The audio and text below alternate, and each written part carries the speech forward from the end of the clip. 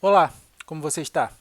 Hoje voltamos com as atividades da nossa disciplina de Biotecnologia aplicada às ciências agrárias, com um novo conteúdo que é a transformação celular. Antes de falarmos de transformação celular, nós vamos precisar entender o termo de DNA recombinante e como esse know-how, esse conhecimento, ele foi produzido até hoje. Quais foram os pensadores, como foi que se desenvolveu isso. Para isso, a gente vai utilizar o material didático disponível pelo professor Francisco Prodocimi. Professor Francisco Prodocimi, do Departamento de Biologia Molecular da USP. Tá? O nome da aula que ele produziu é Biologia Molecular aplicada à tecnologia do DNA recombinante.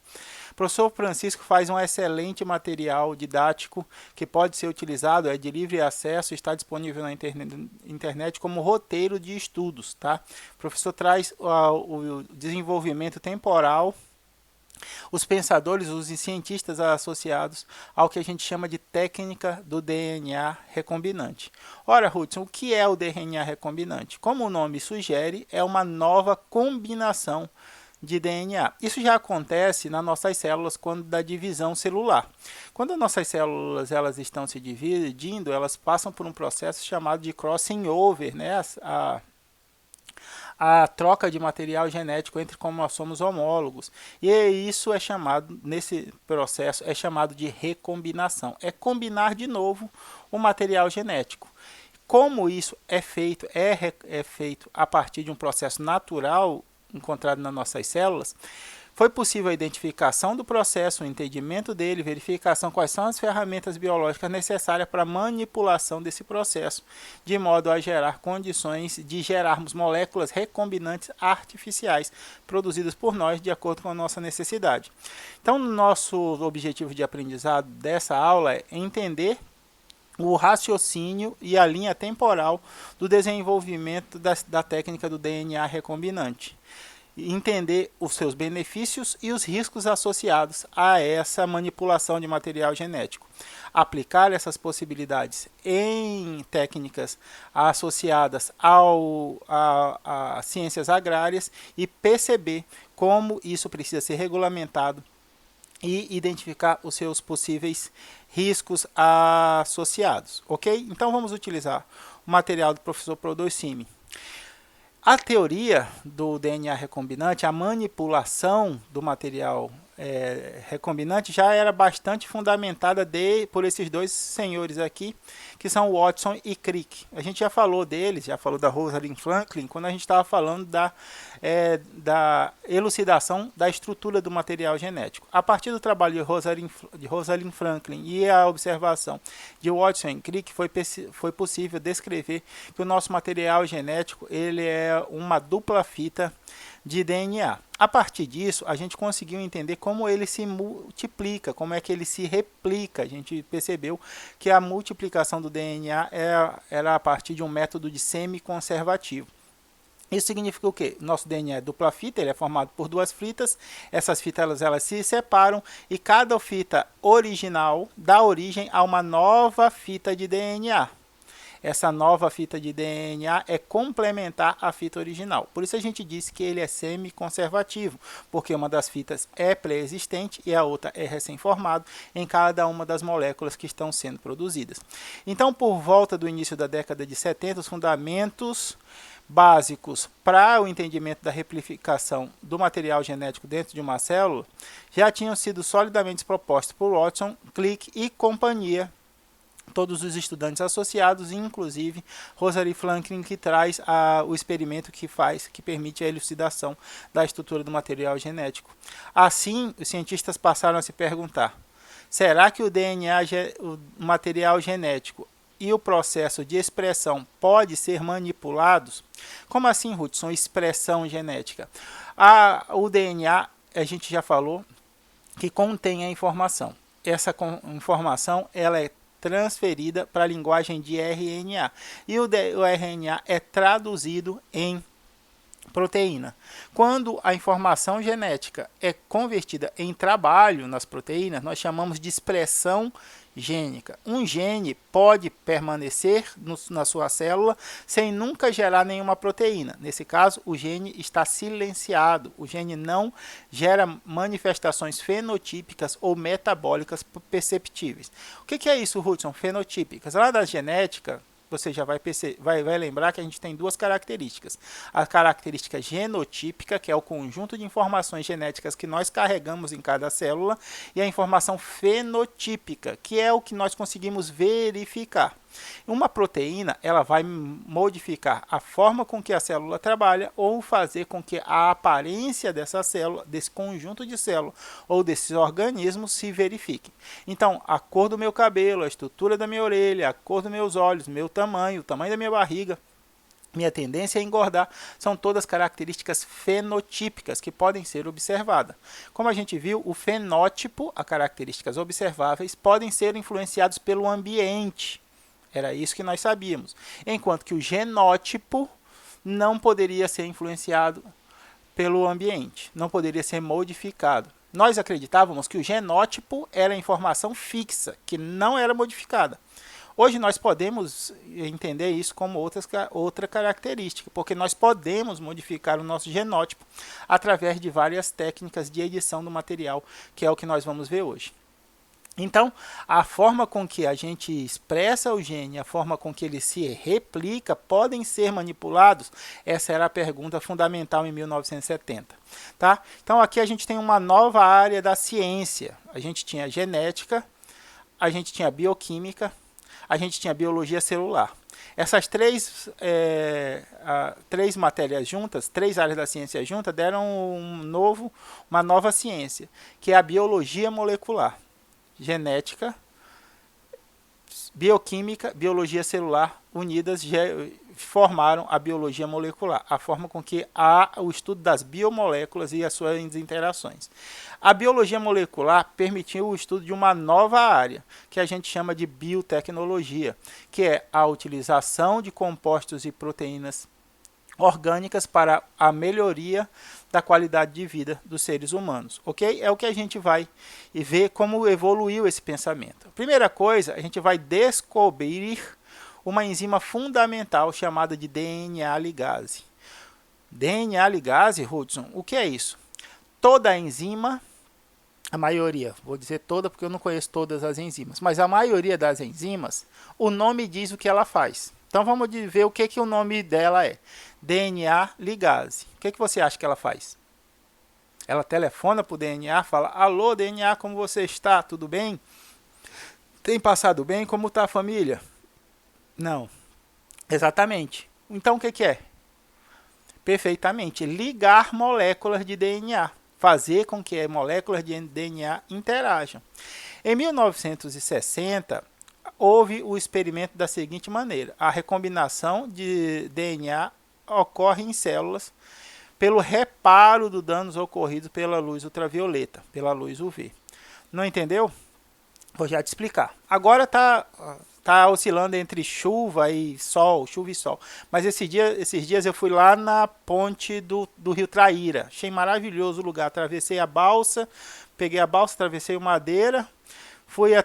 Andei 35 quilômetros, fui lá no Rio Traíra. Ah, que lugar maravilhoso. Água limpa, água gelada.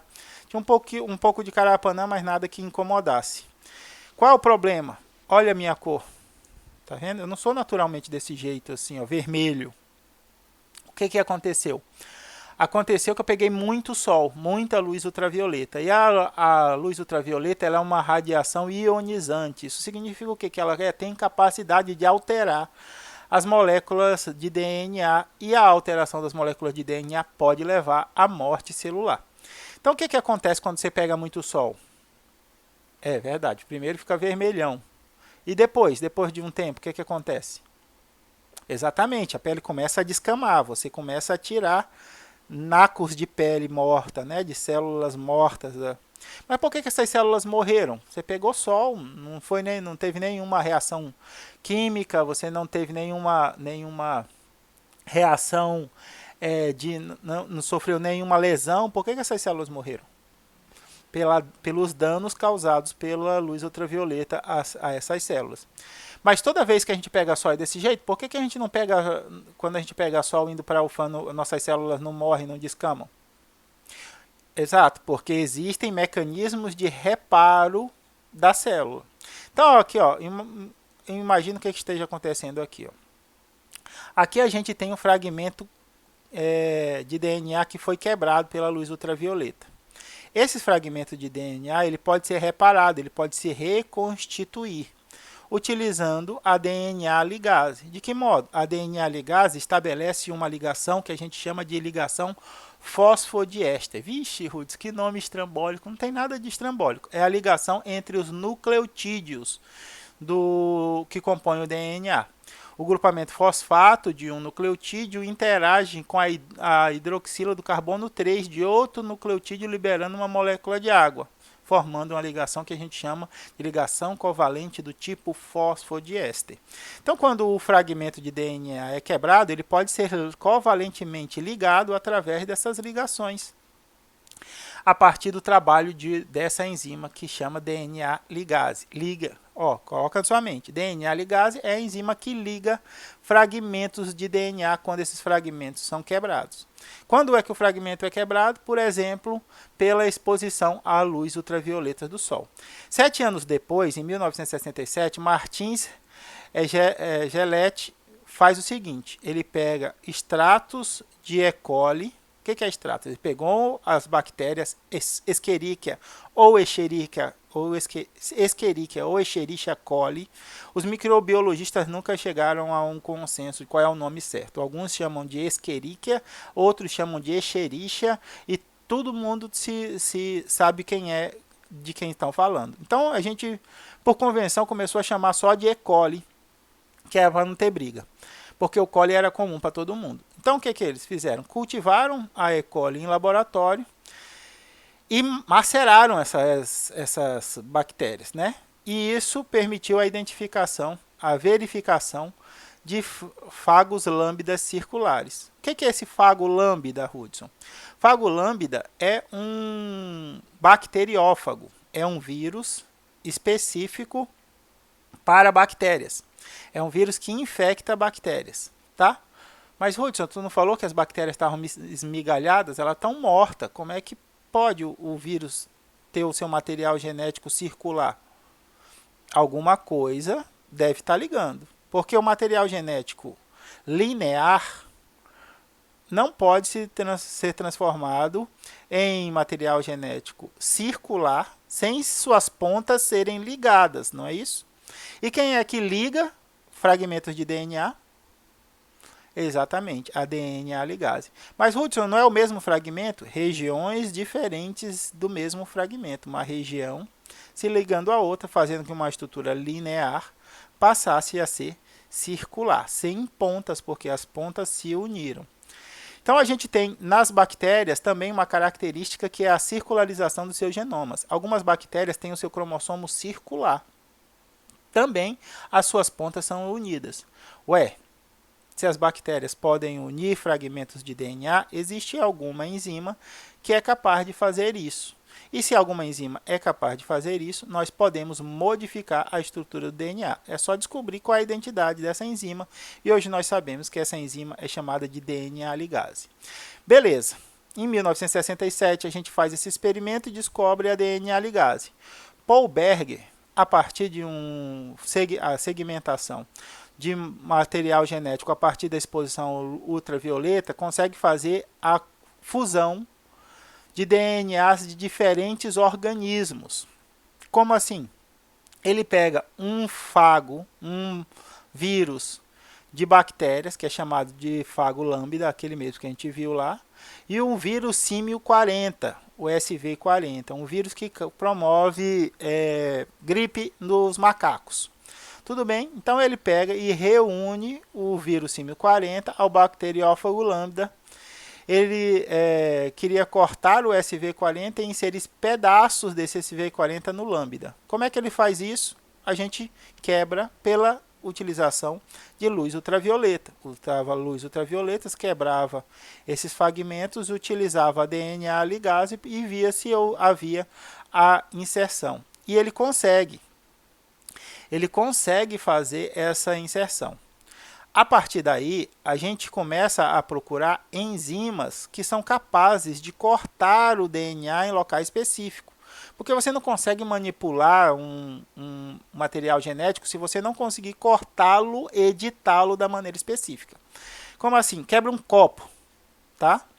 Depois quebra uma xícara, ok? Se você começar a montar os cacos, é possível que um caco ou outro se unam. E aí você consegue colar, gerando um híbrido ali de caco e de copo e xícara. Mas nem todas as partes você vai conseguir aproveitar, porque elas não são complementares, elas não se ligam. Para que a gente consiga fazer a edição do DNA, você precisa cortar precisamente o copo e precisa cortar precisamente a xícara de forma com que eles sejam complementares, que eles se encaixem. E a gente partiu à busca de enzimas na natureza que sejam capazes de fazer isso. E Berg descobriu algumas enzimas chamadas de enzimas de restrição. Enzimas de restrição, a gente vai ver que são enzimas que reconhecem e cortam o DNA em locais específicos. E cortando em locais específicos, isso vai me permitir inserir, estudar a forma de corte e a forma de inserção desses fragmentos uns nos outros. Então ele corta os fagos e depois incuba-os juntando com a DNA ligase. Isso mesmo. Nada de luz ultravioleta, que eu estava na luz ultravioleta aqui. O Paul Berg já usa essas enzimas de restrição para cortar tanto o fago lambda quanto o fago SV40 e a enzima DNA ligase. Obrigado por você ter me chamado a atenção. Paul Berg não usou a luz ultravioleta. Quem usou a luz ultravioleta foi na descoberta de 1960 para a descoberta da DNA ligase, ok? Então a gente tem aqui a utilização das enzimas de restrição para fazer cortes específicos e a partir da DNA ligase reconstituir essas interações. Hudson, por que eu preciso cortar um DNA de um fago e cortar o DNA do outro fago para conseguir ligá-los? Porque as extremidades do material genético elas são abruptas. Lembra que cada material genético ele é formado por um par, né? Cada conjunto de nucleotídeos. A adenina se liga à timina, a guanina se liga à citosina. Para que eu consiga interagir, fazer a interação, eu não posso fazer isso com extremidades abruptas. Eu preciso ter extremidades coercivas, onde uma interage com a outra. Aí, a partir disso, fazer a interação, a ligação pela DNA ligase. Tá? Como o bacteriófago era de E. coli e essa bactéria tem no nosso corpo, Paul Berg ele teve medo do vírus que ele acabou de produzir. Esse vírus não existia na natureza, foi a primeira vez que houve a recombinação gênica, a combinação de duas estruturas genéticas para formar uma nova sequência que nunca foi identificada. Ele falou, cara, eu estou usando fago lambda e estou usando o vírus símio 40. O vírus símio 40 não acontece, não produz nada no humano, só produz nos macacos. Mas o fago lambda, ele infecta E. coli. E. coli é a principal bactéria do nosso trato gastrointestinal. Se eu vou publicar isso, quem me garante que um camarada não pode pegar o fago lambda e unir com qualquer outra coisa que seja capaz de produzir um mal, produzir um envenenamento, produzir a morte das bactérias no meu trato gastrointestinal, produzir a desregulação da homeostase no corpo humano. Então, por isso ele teve medo, porque ele percebeu o potencial de utilização dessa técnica com fins prejudiciais.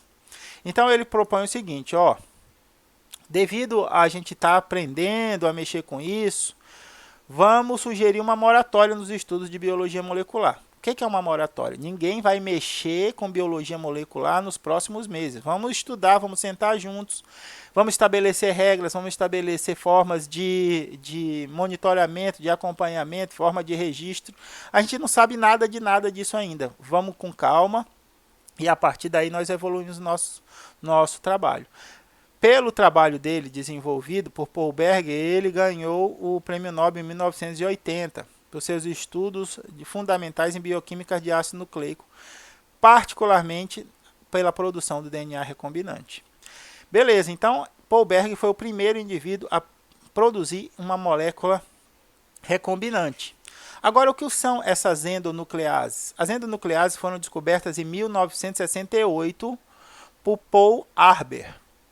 Ele pensou o seguinte: existem moléculas dentro das bactérias que são capazes de reconhecer DNA exógeno, o DNA que invade, e cortar esse DNA, de modo a proteger as bactérias de invasão dos vírus. Então ele começa a procurar essa enzima. E essas enzimas, elas cortam o DNA do fago em sítios específicos. É uma forma das bactérias se protegerem da infecção viral. Quando o vírus invade uma célula, ele injeta o seu material genético pode ou não se fusionar ao cromossomo bacteriano, mas o material genético serve para a produção de novos vírus, um processo que a gente chama de replicação viral. A bactéria não tem anticorpos, a bactéria não tem células de defesa, a bactéria não tem como se defender. Era o que a gente pensava. Até que Paul Berger pensou, se fosse assim, todas as bactérias teriam sido infectadas por um vírus. Se não existe modo de defesa, toda vez que eu pesquisasse fago lambda em uma bactéria, eu teria um resultado positivo, porque ela não tem como se defender. Como nem todas têm essa característica, algumas delas não tiveram contato com fago lambda, ou não foram infectados por ela. Se eles não foram infectados por ela, existe alguma coisa nas bactérias que são capazes de produzir essa defesa. Material genético não pode ser. Proteínas, talvez. Com capacidade de enzimática, talvez possam fazer isso. E descobrindo, ele encontrou a endonuclease R. Tá? Por que R? Eu não sei lhes dizer, vou pesquisar depois. Em 1968 ainda, Mason e Yuan descobrem a EcoR1.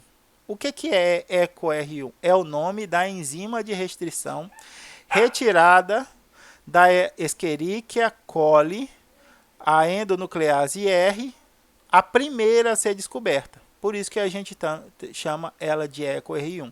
A nomenclatura das enzimas de restrição sempre vai levar isso em consideração. O organismo onde elas foram descobertas e a sequência da sua descoberta. Esse R aqui que eu ainda não me lembro por que foi dado, mas eu posso olhar depois.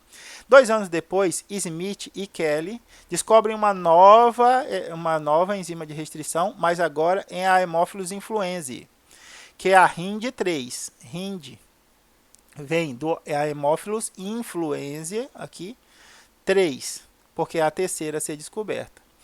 E confirmam a hipótese de Albert. Realmente não é só em E. coli que existem essas enzimas que cortam DNA exógeno, DNA estranho, mas não cortam DNA celular. Olha só a ferramenta que a gente acabou de descobrir em 1968, 1970. Uma enzima que é capaz de cortar o DNA estranho sem prejudicar o DNA da bactéria, da célula hospedeira. Se a gente começar a cortar DNA hospedeiro, vai acabar com as células, porque a gente sabe que a estrutura celular, o metabolismo celular depende da integridade do material genético. Então as bactérias elas foram capazes de produzir enzimas que cortam DNA exógeno sem cortar o próprio material genético. Isso porque deve haver um modo de seleção. A enzima deve reconhecer o material exógeno e não reconhecer o material genético. O que é isso? O que deve ser? Até que se descobriu o que a gente chama hoje de sítio de restrição. São sítios específicos, são sequências de DNA específicos que são reconhecidas pelas enzimas de restrição e onde elas quebram o material genético. como eu sou o indivíduo produtor, minha sequência de DNA não tem essa sequência de nucleotídeos, por isso ela não é reconhecida e a enzima de restrição não causa danos ao meu próprio DNA. Olha o que a natureza fez. Desenvolveu uma ferramenta que é capaz de cortar em locais específicos os sítios de restrição, fragmentos de DNA exógeno e não da célula que a produziu, um DNA que invade essa célula. A partir disso, começou uma corrida sobre as enzimas de restrição, porque a gente, quanto mais ferramentas diferentes para restrição, para quebra do DNA de forma controlada nós tivéssemos, maior seria a nossa capacidade de fragmentar esse DNA e retirar regiões específicas que eu gostaria de trabalhar e descartar outras. Então, em 1971, Kathleen Dana e Daniel Nantes desenvolvem um ensaio de restrição, usando a endonuclease R da E. coli, a EcoR1, para cortar o material genético do vírus Simian 40. Então, o que é que eles fazem? Eles fazem a extração do DNA do SV40 e cortam com a EcoR1.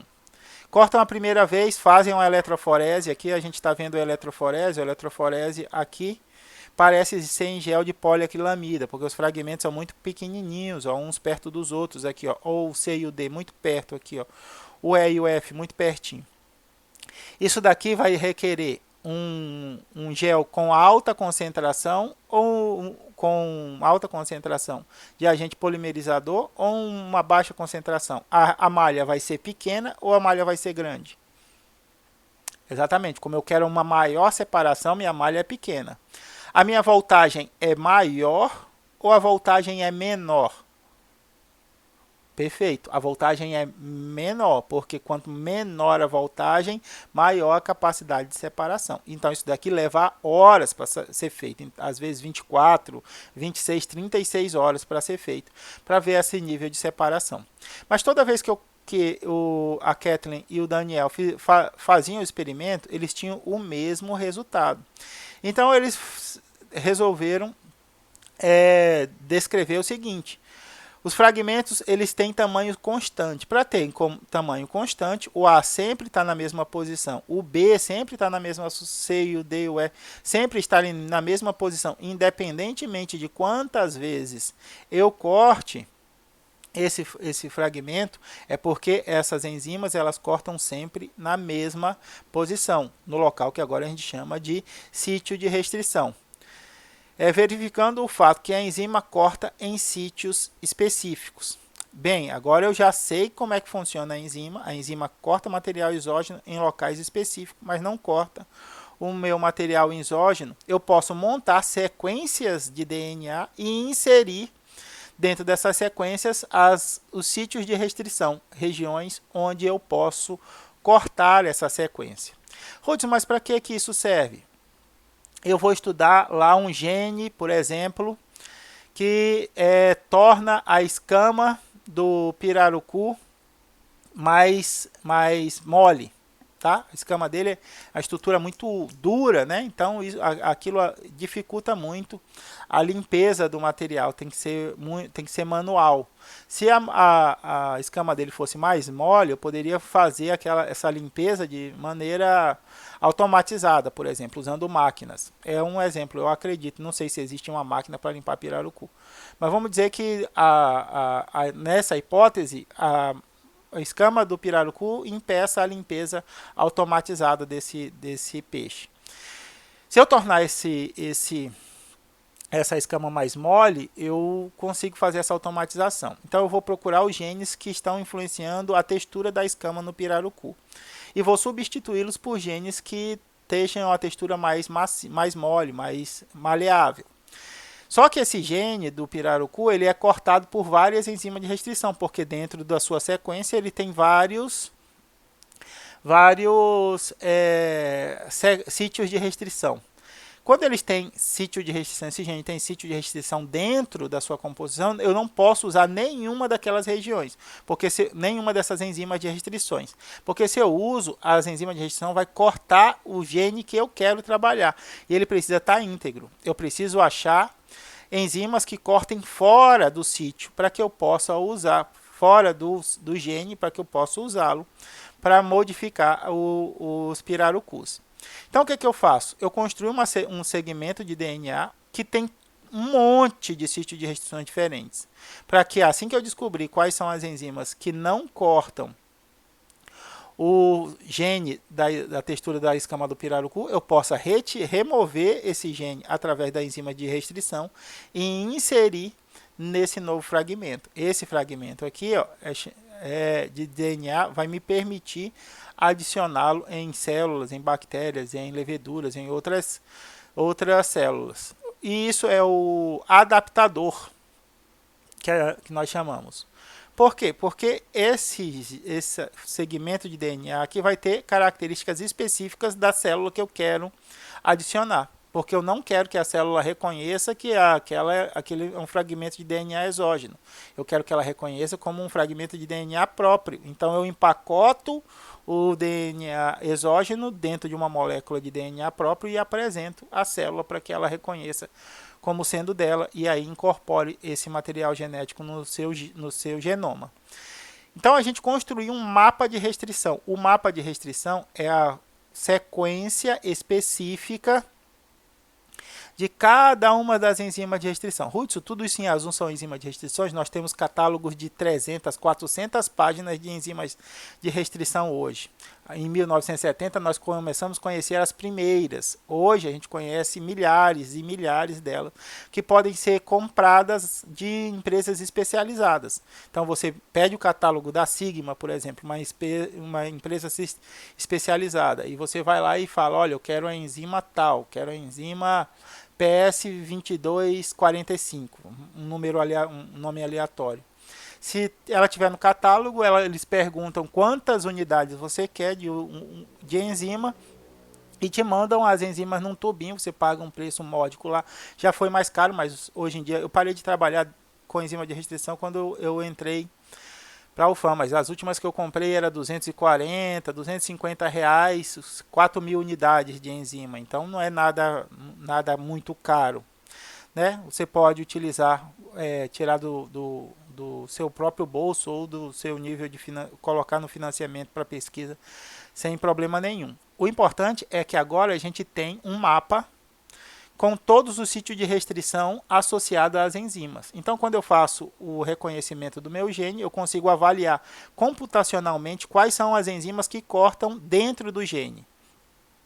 A partir disso, eu não uso essas enzimas estão excluídas. Eu preciso de enzimas de restrição que cortem nos flancos dos genes para retirar o fragmento intacto para me conseguir colocar ele em outro segmento de DNA, fazendo a molécula de DNA recombinante.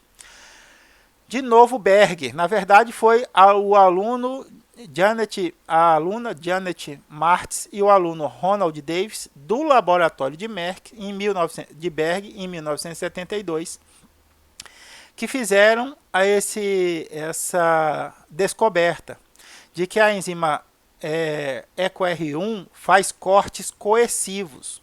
O que é isso? A gente tem as extremidades abruptas, as extremidades cegas, aqui, onde há o corte linear dos segmentos de DNA. Dessa forma, a DNA ligase ela não consegue fazer a ligação entre os fragmentos. Agora, quando a gente tem uma ligação coerciva, a gente tem isso aqui, a formação de pontas, que são complementares. Aí, aqui. Como são complementares, esses nucleotídeos eles se ligam. E aí a DNA ligase consegue fazer a ligação fosfodiéster. Então a gente consegue fazer, aqui tem o desenho bacana. A EcoR1, esse é o sítio de restrição do EcoR1. Todos os sítios de restrição, todos não, porque eu não conheço todos também. Vou dizer a maioria dos sítios de restrição são palíndromos. O que é um palíndromo? Isso mesmo, palavras que são lidas do mesmo jeito, da frente para trás e de trás para frente. Por exemplo, Ana é um palíndromo. Você lê de frente para trás e de trás para frente, Ana. Arara é um palíndromo. Da frente para trás é Arara, de trás para frente é Arara. Civic é outro palíndromo. As sequências do sítio de restrição são palíndromos. Daqui para cá, 5 linhas, 3 linhas é uma sequência, e de 3 linhas, 5 linhas, a mesma sequência. Então aqui, ó, G, G, A, A, A, T, T, T, T, C. Por isso que o corte coercivo é complementar. Porque quando você corta esse fragmento de DNA, você deixa regiões, essas pontas aqui, para a inserção de outros fragmentos de DNA, que serão complementares desde que você tenha cortado com a mesma enzima de restrição. Então eu peguei o vírus, o DNA do vírus símil, o SV40, e peguei o DNA do fago lambda, do bacteriófago que infecta bactérias. Um eu cortei, deixa eu mudar o dedo aqui para não dar confusão. Um eu cortei com a enzima E. coli, e aí ele vai gerar essa ponta coerciva. O outro também cortei com E. coli, que vai gerar essa ponta coerciva. Essas pontas coercivas, elas são complementares. E a partir dessa complementarização, eu tenho a utilização da DNA ligase para estabelecer as moléculas híbridas. Então, os alunos de Berg, a Janet e o Ronald, descobriram esse fenômeno, e agora a gente poderia formar DNA híbrido, DNA que é recombinado, pegar moléculas diferentes de DNA e uni-las, e pegar moléculas de diferentes organismos e uni-las, formando uma molécula única. Então a gente começou a estudar esses processos de digestão, porque a forma com que a gente vai digerir o nosso material genético a ser estudado vai determinar a forma com que ele vai ser inserido. Então, como é que a gente faz a digestão? O ensaio de digestão é a coisa mais simples do mundo. Você vai pegar o DNA que você extraiu, então lá, utilizando o exemplo lá da semente de soja, lá, você tira o DNA que você extraiu da semente de soja, coloca o tubo num tubo de ensaio com um tampão de uma enzima. O que é o tampão? É a solução que vai garantir as condições químicas necessárias para o funcionamento perfeito da enzima. Então vai ter os cofatores, vai ter o pH ideal, vai ter a concentração de magnésio, de ferro, ou que a enzima de restrição precisar. E você vai colocar um pouco de endonuclease. Hudson, quanto de endonuclease eu vou colocar? Depende de quanto de DNA você tem. Quanto fragmento você quer cortar. A gente tem medidas de quantidade de DNA. Então, a gente tem micromolar, a gente tem nanomolar, a gente tem milimolar. São todas quantidades de concentração de DNA.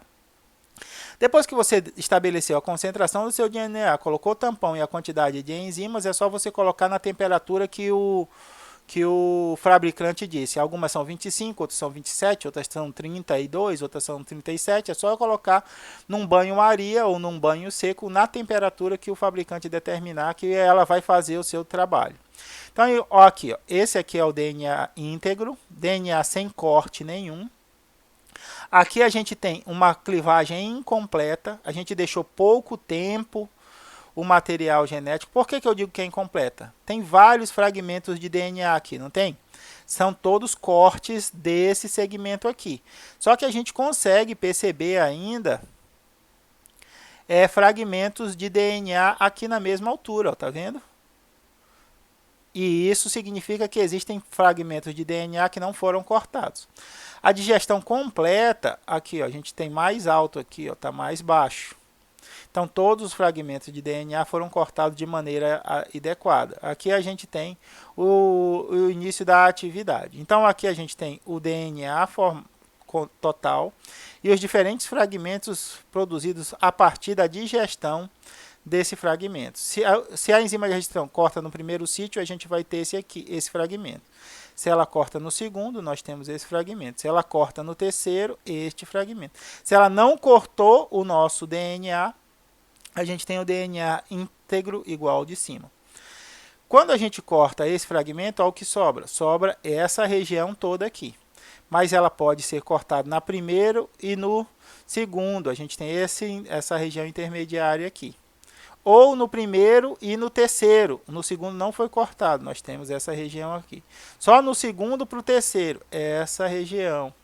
Só no segundo aqui, ó. Não, o terceiro não cortou. A gente tem a estrutura toda, daqui até aqui. E só no terceiro a gente tem só essa pontinha aqui. Então, uma enzima de restrição com 3 sítios na mesma sequência pode dar origem, olha o tanto de fragmentos sucessivos. Olha como a gente vê aqui, ó. Olha o tanto de fragmentos sucessivos que a gente é capaz de gerar. O que você quer estudar é aonde está a parte do DNA que você quer usar. Está aqui, está aqui, está aqui ou está aqui. É o que você vai determinar. Meu DNA está entre o segundo e o terceiro sítio de restrição. Está entre o início e o primeiro sítio de restrição. Então é esse daqui. Está entre o segundo e o terceiro. É esse camarada aqui. Está depois do terceiro. É esse camarada aqui. O que você não pode? Não pode ter um sítio de restrição dentro do fragmento que você quer. Por quê? Porque a enzima de restrição vai quebrar esse fragmento e para gerar a proteína você vai precisar ter o fragmento intacto. Então, ó, você deixa lá por 1 hora, mais ou menos, para ter o corte. Aqui a gente tem a quantidade de enzimas, as unidades de enzima. Lembra que eu falei para você? É possível comprar 4.000 unidades. 4.000 unidades, muita gente se confunde e acha que são 4.000 proteínas lá capazes de fazer isso. A unidade de enzima, na biologia molecular, é a quantidade de enzima capaz de cortar 1 micrograma de DNA por hora. Então, a gente tem milhares de moléculas de enzima cortando DNA. Aquela quantidade que é capaz de cortar 1 micrograma por hora é que tem uma unidade. Então, você fez a sua extração de DNA, você precisa quantificar. E como é que você quantifica? Você pode quantificar através de um gel de poliaquilamida. Tá? Você, pela intensidade aqui, a gente que trabalha com isso mais ou menos há algum tempo, tem mais ou menos a noção. Tá? Pela intensidade aqui, eu acho que tem entre 150 e 200 microgramas de DNA. Tá? Se eu quiser fazer em 1 hora o corte completo disso daqui, eu preciso de 150 a 200 unidades de enzima. Hudson, mas é muita enzima. De 150 a 200, tu vai usar ali 0,5% do total. Nem sei se é isso. Faz a conta aí, a matemática aí. Vê aí quantos por cento do total. Então, eu posso deixar por mais tempo. Posso deixar overnight, que é o termo que a gente usa no laboratório, que é 12 horas. A enzima vai continuar trabalhando depois de 1 hora e a mesma quantidade de enzima vai cortar mais DNA. Não porque você aumentou, mas porque a quantidade de enzima, mas porque você aumentou o tempo. Mas lembrando que as enzimas têm tempo de vida, né? Assim como as outras enzimas, elas trabalham e têm um tempo de vida. Depois de um tempo, elas param de funcionar. No caso das enzimas de restrição,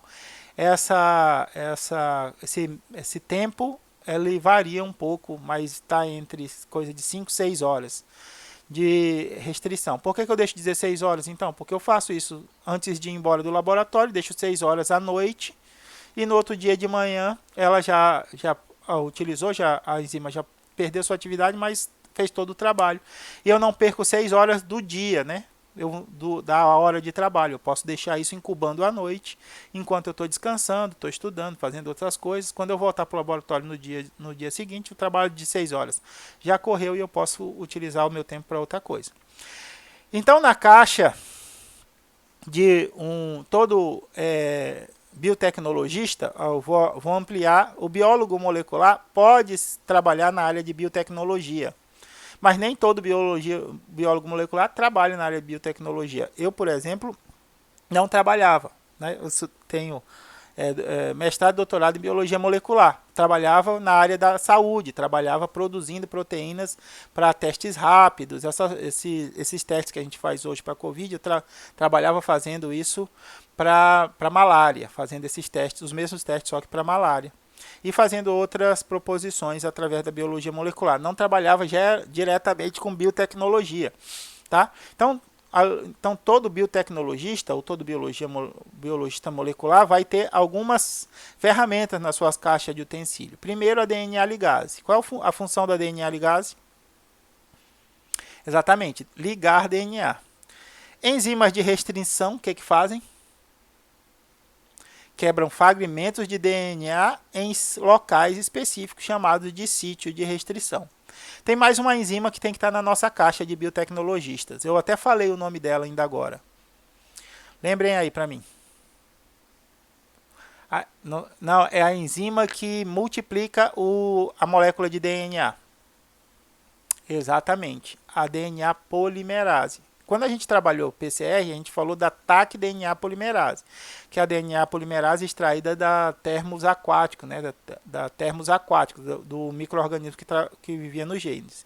Então essas três enzimas são fundamentais para todas as estratégias envolvendo biologia molecular voltada para a área de biotecnologia. TAC DNA polimerase, enzimas de restrição, EcoR1, RIND3, aí vai ter vários nomes dependendo do organismo, e a DNA ligase, que é como a gente vai produzir as células recombinantes. Beleza, agora eu estou ligado que eu consigo montar estruturas de DNAs a partir de fontes diferentes. DNA SV40 com o DNA do fago lambda, eu consigo inserir e montar a estrutura. Em 1970, começou-se a explorar essas possibilidades para sequências específicas de bactérias chamadas de plasmídios. O que são plasmídios? Plasmídios são fragmentos de DNA que contêm genes funcionais que são independentes do cromossomo bacteriano. Algumas bactérias elas trazem consigo essas estruturas que são como mini cromossomos, mas que se multiplicam independente do cromossomo bacteriano. Olha só como elas podem ser simples, mas extremamente sofisticadas. O cromossomo bacteriano ele só se multiplica quando a bactéria também se multiplica, mas os plasmídios eles podem ser multiplicados de acordo com a necessidade da bactéria. As bactérias elas podem utilizar esses mini cromossomos, eu vou parar de chamar de mini cromossomos, eu dei a ideia, mas o termo é plasmídios, tá? Eles usam esses plasmídios para trocar informação genética umas com as outras. Lembrem, as bactérias elas só se reproduzem de forma assexuada, elas não têm gametas. Toda vez que uma bactéria ela entra em divisão, ela gera um clone dela. O que é um clone? Para a biologia molecular, clone é um indivíduo geneticamente idêntico. Quando vocês assistiram lá Star Wars, a Guerra dos Clones, o que fizeram?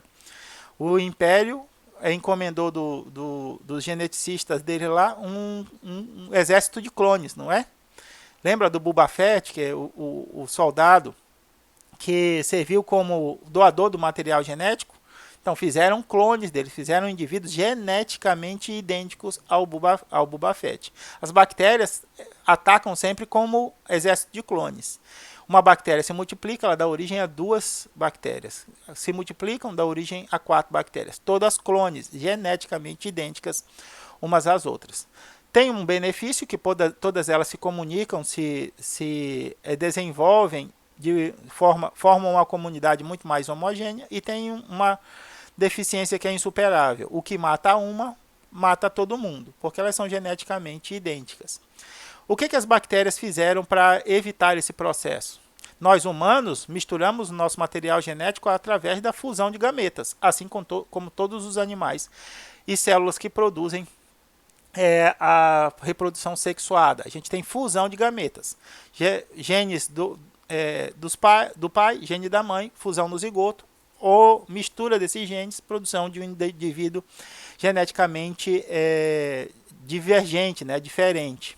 As bactérias começaram a desenvolver essas estruturas aqui, ó, os plasmídios, que podem ser transmitidas umas para as outras, levando as características dos genes que elas contêm. Em 1970, Steve Cohen começa a trabalhar com esses plasmídios e descobriu um método segundo o qual a Escherichia coli adquiria o plasmídio conhecido como PS101 de outra bactéria. Esse plasmídio PS101 é responsável pela resistência das bactérias à tetaciclina. Então, uma bactéria resistente à tetraciclina, que tem esse plasmídio PSC101, pode transferir esse plasmídio para outra bactéria, transformando aquela outra bactéria também resistente à tetraciclina. Por isso que é tão importante o cuidado com a utilização dos antibióticos, principalmente em ambientes hospitalares, assim como é utilização desses defensivos contra bactérias nas lavouras, porque pode haver a resistência, o desenvolvimento de resistência por parte desses micro-organismos através da troca dessas informações. Outro camarada, chamado de Robert Boyer, começa a trabalhar com as enzimas de restrição e encontra com o Steven. Deixa eu chamar ele pelo sobrenome. Pelo Cohen, tá? O Boyer se encontra com o Cohen e fazemos o seguinte, vamos fazer um trabalho juntos. Eu tenho o plasmídio 1, que é o PSC101, que dá resistência à tetraciclina, e tenho o P2, que dá resistência à canamicina, que é outro antibiótico. Ambos têm sítios para EcoR1, veja aqui, ó, EcoR1, EcoR1. Por que é importante ter sítio de EcoR1, tanto no P1 quanto no P2? Perfeitamente, pela formação das extremidades abruptas, coercivas, perdão, as extremidades coercivas, que são necessárias para a interação, para a ligação, utilizando a DNA ligase. Então eles cortaram o P1 e o P2 com EcoR1, incubaram isso daqui junto com a DNA ligase e tentaram determinar se havia sido produzido um plasmídio chamado de P1/2, que dava resistência tanto à canamicina quanto à tetraciclina. E eles perceberam que sim, que era possível formar isso. Então, cortaram os dois, incubaram com DNA ligase, fizeram o teste da presença do duplo resistente. Como é que eles fizeram isso?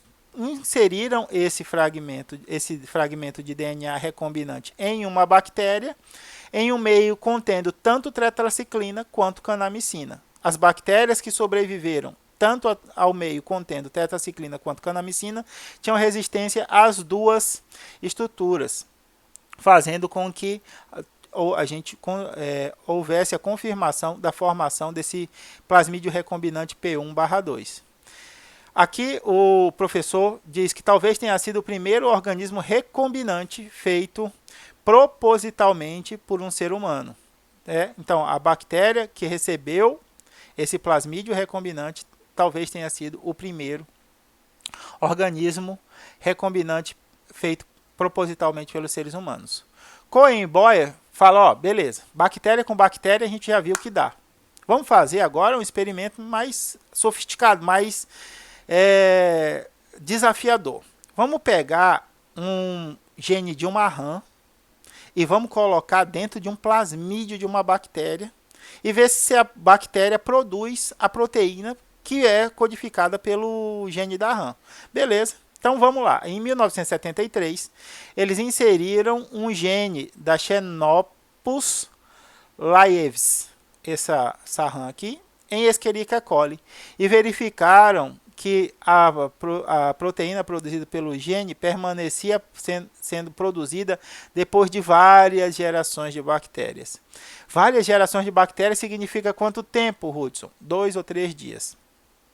Se as bactérias estiverem em condições adequadas de crescimento, elas multiplicam, elas dobram sua população a cada 45 minutos, entre 30 e 45 minutos. Então, em 1 hora a gente tem dobra a população, em 2 horas a gente triplica a população, em 4 horas, assim a gente vai sucessivamente. Se você faz isso por 48 horas, você multiplica 48 gerações. 48 não, que não é 1 hora, né? Não é 60, a cada 4 horas uma geração a mais. Vai ter lá 48, mais de 50 gerações de bactérias. Se ao final você faz a detecção e vê que 50 gerações depois da que você inoculou o DNA recombinante ainda produz a proteína da rã, você verifica que a bactéria aceitou e permaneceu estável esse gene produzindo o seu conteúdo. Então, eles constroem um organismo capaz de combinar e replicar informações genéticas em diferentes espécies. Isso é sensacional para nossas aplicações hoje. Então, O que é possível fazer, o professor Francisco nos pergunta. Então, na era do DNA recombinante, é possível pegar o DNA de qualquer espécie e associá-lo aos fragmentos de DNA de outras espécies. Aqui a gente tem uma charge muito interessante que fala assim, nós vimos isso como um fato surpreendente da engenharia genética, uma planta, uma árvore de dinheiro. Fizeram a partir da engenharia genética uma árvore produzindo dinheiro. Infelizmente não é possível dessa forma porque o dinheiro não tem DNA para ser recombinado. Mas o melhoramento genético das plantas a partir da recombinação é possível perfeitamente ser feito. E o aumento da produção, o aumento da resistência derivado disso gera muito dinheiro, que é a aplicação da biotecnologia nas ciências agrárias. Então a engenharia da manipulação genética começa nesse período, no final da década de 70. Mas o que se pode fazer? Até onde podemos chegar com essa estratégia de fusão de materiais genéticos de diferentes espécies? Hoje nós sabemos dos transgênicos, das terapias gênicas, das vacinas de DNA, as vacinas de RNA, nós temos uma série de aplicações para recombinação genética. Mas verdade seja dita, até hoje, em 2021, nós não sabemos todas as aplicações que a recombinação genética nos possibilitará.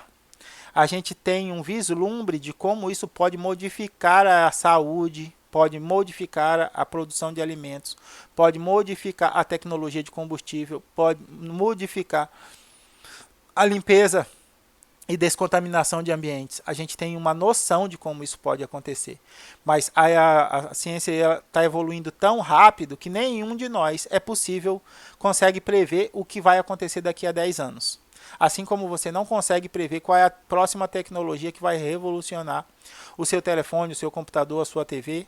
Nós, biologistas moleculares, não conseguimos ver daqui a 10 anos, além do que de uma fronteira de 10 anos. Até os próximos 10 anos, nós estamos mais ou menos seguros do que pode acontecer. A partir dos próximos 10 anos é que a gente pode estar a qualquer momento sendo surpreendido pela evolução. Então aqui a gente tem algumas brincadeiras aqui, um canguru zebra com chifres. É possível? Teoricamente, se você fizer a combinação certa dos genes dentro de um mesmo organismo, é possível. Esses dias eu assisti, não é Parque dos Dinossauros não, é a continuação dos Parques dos Dinossauros lá, que Jurassic World. Que os caras fizeram um dinossauro que era inteligente, que se camuflava, que não sei o que, fizeram e aconteciam através da engenharia genética. Tem coisas, por exemplo, a inteligência. A inteligência não é um fator exclusivamente genético. Né? Você depende de ambiente, de interação, de estímulo, uma série de coisas que interferem nisso. Então, inteligência não dá para clonar. Você pode ter gêmeos idênticos com níveis diferentes de inteligência, dependendo da forma de estímulo de cada um, a forma com que cada um se desenvolve. Então, a inteligência, por exemplo, não é genético. Agora, características fenotípicas, isso que a gente consegue observar, essas todas são caracterizadas pela nossa sequência de DNAs. Então aqui a gente tem outra charge aqui, de um peru com 1, 2, 3, 4, 5, 10 coxas, né? E aqui os camaradas não estão conseguindo ler aqui muito bem, mas não é surpreendente o que a engenharia genética pode fazer. Há 2 anos atrás, quem poderia ter imaginado um peru como esse, né? Então, essa é a surpresa que pode acontecer. Tá? Pode-se aumentar a expressão dos genes em bactérias, pode-se fazer bactérias produzir genes de qualquer espécie, expressão em leveduras, indivíduos eucariotos, leveduras são fungos unicelulares, expressão em células de mamíferos já acontece rotineiramente, expressão em células de insetos, expressão em células de vegetais acontece rotineiramente. Aí a gente vai ver o cultivo de células haploides e diploides no futuro das disciplinas, produzir vírus transgênicos que são capazes de transferir informações genéticas benéficas. Eu quero transferir um material genético para uma planta, quero transferir para um animal, quero transferir para um inseto, retiro da natureza um vírus que é capaz naturalmente de infectar esse alvo, coloco nele o gene que eu quero adicionar ao animal, ou ao inseto, ou à planta, e distribuo na natureza, fazendo com que esse vírus multiplique-se e insira cada vez mais o seu material genético nesses animais, qual seja meu objetivo. Terapia gênica, a gente já falou a respeito disso, de modificar as características do meu genótipo, né? O fenótipo, todo mundo quer, por exemplo, minha barba. Aqui está começando a ficar branca. Se eu quiser dar uma de doido e platinar minha barba, agora eu quero ser garotão. Cheguei na minha crise da minha idade, vou platinar a barba para ser garotão. Não estou mudando meu fenótipo, não estou mudando a cor da minha barba? Posso. Agora, eu posso alterar o material genético, o gene que codifica a cor, a textura, a espessura da minha barba? Agora, com a terapia genética, posso. Posso nocautear genes que favorecem a produção de câncer. O que é nocautear? É impedir que eles sejam expressos. Tá? Eu posso silenciar ou posso remover esses genes de dentro das células. E aí, o indivíduo que teria propensão a um determinado câncer não vai ter mais esse fator de risco, porque o gene foi nocauteado. Posso remover ou nocautear genes que provocam doenças autoimunes. Posso fazer a edição do material genético de doenças relacionadas a características genéticas. Então, isso é possível fazer. E aí o professor fala aqui, ó, que medo, porque é uma recorrência. A gente vai falar sobre a ética na utilização de biologia molecular e a legislação relacionadas a ela. Esse medo que o Berger teve, que o professor Francisco tem, é comum dentro da comunidade científica.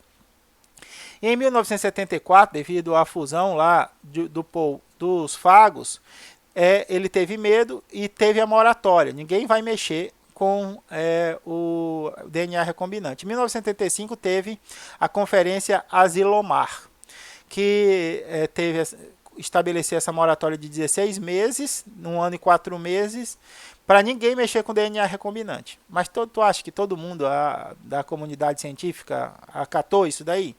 O que eles queriam em 16 meses? Estabelecer regras, estabelecer padrões éticos, estabelecer comunidades de comunicação, estabelecer procedimentos de verificação. Quando eu trabalhava no laboratório, eu trabalhei na Fiocruz de Rondônia, dentro do laboratório do CBio, Centro de Estudos em Biomoléculas Aplicadas à Saúde. Eu chefiava a área da expressão de proteínas recombinantes, lá de fungos, de vírus, as proteínas recombinantes. Depois eu explico para vocês o que é a produção de uma proteína recombinante. Mas eu tinha que manter todos os meus experimentos e os experimentos dos alunos registrados em cadernos ATA. Porque a qualquer momento a fiscalização poderia bater na minha porta e falar, você está usando MGs, organismos geneticamente modificados, querendo fazer o detalhamento dos seus resultados. Eu pegaria todas as atas, entregaria para a fiscalização verificaria se eu estava usando os protocolos, os EPIs, os procedimentos, tudo de maneira correta, e a partir daí eu recebia a autorização para continuar mantendo os organismos geneticamente modificados, eu teria minha autorização suspensa. Outro objetivo era proteger as patentes produzidas dentro do laboratório para a instituição financiadora, que era a Fiocruz. Então, esses livros eles sempre eram produzidos e acompanhados para essas finalidades. Eles queriam fazer isso com a Asilomar. Então, eles falaram, em 16 meses ninguém vai mexer, para que a gente consiga ver as regras civis, os limites éticos da utilização. E o Watson foi um dos que foi contra do Watson e Crick lá, foi um dos que foi contra, falam que a natureza já faz recombinação há milhares de anos e nunca causou nenhum dano. O que vocês acham? Pensem aí alguns minutos. Vocês estão de acordo ou em desacordo com o que o Watson pensava? Joshua Lederberg foi prêmio Nobel descrevendo de bioquímica, descrevendo um gene e uma enzima, mostrando como cada gene produzia uma única sequência de proteína. Em 1960 ele fala, quando as discussões giravam sobre a clonagem humana, ele verificou que a biotecnologia ia se desenvolver primeiramente na área da microbiologia. Por quê? Porque bactérias, fungos, são estruturas mais fáceis de manipular do que um organismo complexo como o humano. Então não adiantava começar a discutir clonagem humana naquele momento, 1960. Né? Em 2021 podemos discutir. Vamos discutir primeiro o desenvolvimento da biotecnologia na área da microbiologia, que é onde ela vai avançar primeiro. Os modelos, as bactérias e os fungos foram utilizados como modelos de estudos para organismos mais complexos. Então, em 1974, a Zilomar falou, vamos liberar a técnica de DNA recombinante, mas em áreas específicas. Então, vamos liberar para diagnóstico de doença, de medicinas terapêuticas, de produção de proteínas humanas em larga escala, processo de fermentação, processo de produção maciça de antibióticos. E em 1978, a Genentech produz a primeira insulina humana recombinante. Antigamente, a gente purificava a insulina de porcos. E aí, fazia a purificação, envasava essas insulinas e davam para os diabéticos. A partir de 1978, a gente pegou o gene da insulina, transferiu para uma bactéria, fez com que a bactéria produzisse a insulina para mim, e aí eu matava a bactéria e purificava e vendia para a indústria farmacêutica, né? A indústria farmacêutica vendia para o comércio para tratar dos indivíduos diabéticos, com diabéticos do tipo insulino dependentes. Por isso que a gente fala da produção em larga escala. Na fermentação, a gente mudou a estrutura das leveduras que faziam fermentação dos vinhos, da cerveja, dos pães, dos queijos, para gerar uma maior potência na capacidade e maior segurança na ingestão desses micro-organismos durante a produção desses alimentos. E como é que está o DNA recombinante hoje? Tá? Já estou terminando, já passei alguns minutos, mas já estou terminando. Hoje a gente tem vários vetores comerciais, várias enzimas de restrição, um monte de tipo de DNA polimerase. Então a gente tem comércio hoje. A gente tem empresas especializadas. Eu trabalhei no laboratório na PUC do Rio Grande do Sul que tinha o seu próprio laboratório. Eles montaram uma startup e os alunos de biotecnologia produziam os seus próprios elementos, eles produziam suas enzimas de restrição, eles produziam sua TAC polimerase, e aí eles perceberam, se a gente produz para nós, por que a gente não usa? A gente implementa alguns padrões de qualidade, e aí, a partir disso, a gente começa a comercializar. Com o valor do comércio, a gente financia o laboratório, e aí isso se retroalimentou. Né, e funcionava perfeitamente. Um grupo de pesquisadores era responsável pelas fábricas de enzimas, de moléculas relacionadas à biotecnologia, biologia molecular, e o laboratório associado à fábrica dava um know-how, dava conhecimento, e eles ficavam se retroalimentando. Os alunos desse laboratório que se destacavam já saíam empregados na fábrica, os da fábrica que se transferiam levavam conhecimento e eram repostos, e o dinheiro produzido pela fábrica financiava mais o laboratório, e era uma coisa maravilhosa de se ver. Eu trabalhei com eles durante algum tempo quando eu estava fazendo doutorado. Né? E aí tem os DNAs, DNAs das mais variadas espécies são clonados todo instante em todos os laboratórios. Eu mesmo já fiz clonagem de quase todos os micro-organismos de importância médica tropical que a gente conhece aqui. Então, já usei fragmento de T. cruz, já usei fragmento de plasmódio, de dengue, de febre amarela. O que você imaginar, eu trabalhei durante 14 anos com essa perspectiva, então já usei os mais diferentes, sempre voltado para a área da saúde, né? Nunca Primeira vez que trabalho voltado para a área da biotecnologia, voltado para ciências agrárias. E aí, até agora, o argumento do professor Francisco, até agora, nada de anormal parece ter acontecido ainda.